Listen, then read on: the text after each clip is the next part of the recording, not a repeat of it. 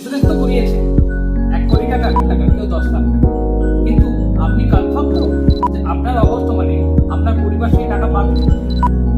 Provision এর জন্য আইনে আছে, সকলে নিজের টাকা পাবে। নমস্কার, আপনারা সকলেই কম বেশি ইন্স্যুরেন্স সবাই করেন। ইন্স্যুরেন্স তো করিয়েছেন 1 কোটি টাকার, কেউ 2 কোটি টাকার, কেউ 5 লাখ টাকার, কেউ 10 লাখ টাকার, কিন্তু আপনি কনফার্ম তো যে আপনার অবর্তমানে আপনার পরিবার সেই টাকা পাবে? আপনার নমিনি আপনার পরিবারকে সেই টাকা দেবে?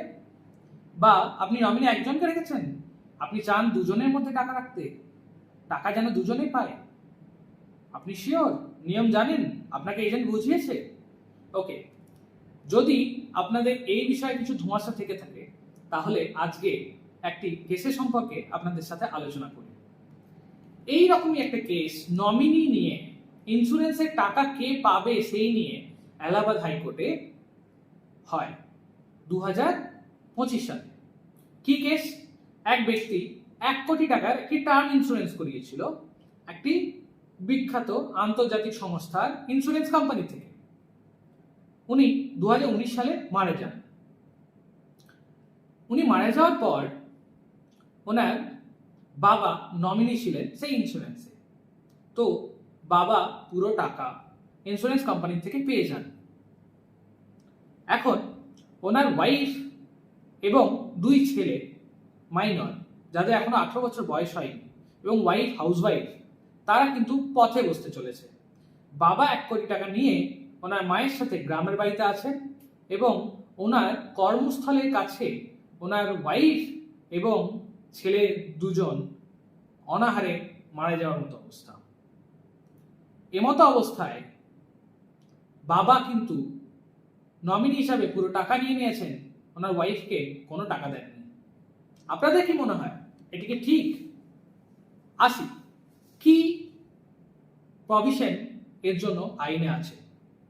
আপনাদের একটা কথা বলে রাখি, ইন্স্যুরেন্স অ্যাক্টের পর 1975 সালে এরকমই একটা কেস হয়েছিল যেখানে নমিনি টাকা নিয়ে লিগাল হেয়ার্সের মধ্যে টাকা ডিস্ট্রিবিউট করেন।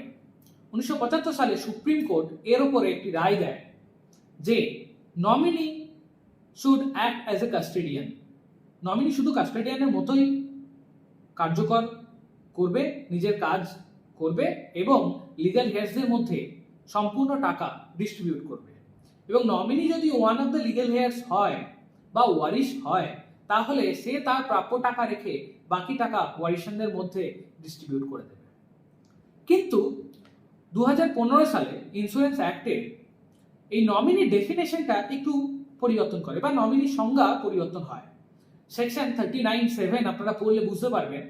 এখানে পরিষ্কারভাবে বলা আছে, যদি কোনো ব্যক্তি তার প্যারেন্টস, ওয়াইফ বা চিলড্রেনদের মধ্যে কেউ একজনকে নমিনি ডিসাইড করে যায়, তাহলে সেই নমিনি পুরো ইন্স্যুরেন্সের টাকা পেয়ে যাবেন, তার আর লিগ্যাল হেয়ার্সের মধ্যে টাকা ডিস্ট্রিবিউট করার প্রয়োজন নেই।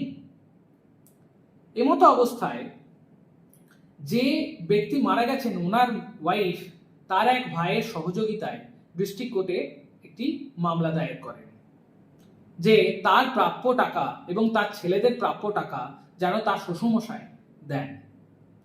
ডিস্ট্রিক্ট কোর্ট বলেন, যেহেতু ইন্স্যুরেন্স অ্যাক্ট বলে দিয়েছে নমিনি পুরো টাকা পাবে, যেহেতু নমিনি প্যারেন্টসের মধ্যেই করছেন ওনার বাবা, যিনি মারা গেছেন তার বাবা, তাহলে টাকা বাবাই পাবেন। সেই রায়ে কোনোভাবেই ওনার মিসেস, মানে যিনি বিধবা, উনি স্যাটিসফাই হননি। এমতো অবস্থায় হাইকোর্টে এই রায়ের এগেনস্টে একটি অ্যাপিল ফাইল হয় 2025 সালে। হাইকোর্ট সমস্ত বিষয় বিবেচনা করে এই রায় দেন যে লিগ্যাল হেয়ার্স রাইট পুরো টাকা পাবে। সাকসেশন অ্যাক্টের উপরে ইন্স্যুরেন্স অ্যাক্টের কাজ করা যাবে না।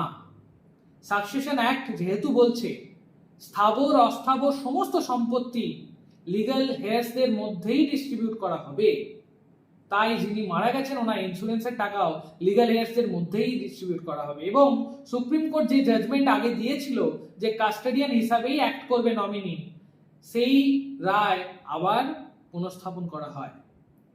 তাহলে আমরা এটুকু বুঝতে পারলাম যে একটি ছোট্ট বিষয় পরিবারের মধ্যে এতটা বিভেদ তৈরি করে, যেটা হাইকোর্ট অবধি গিয়ে রায় দানের মাধ্যমে তার সুরাহা হয়।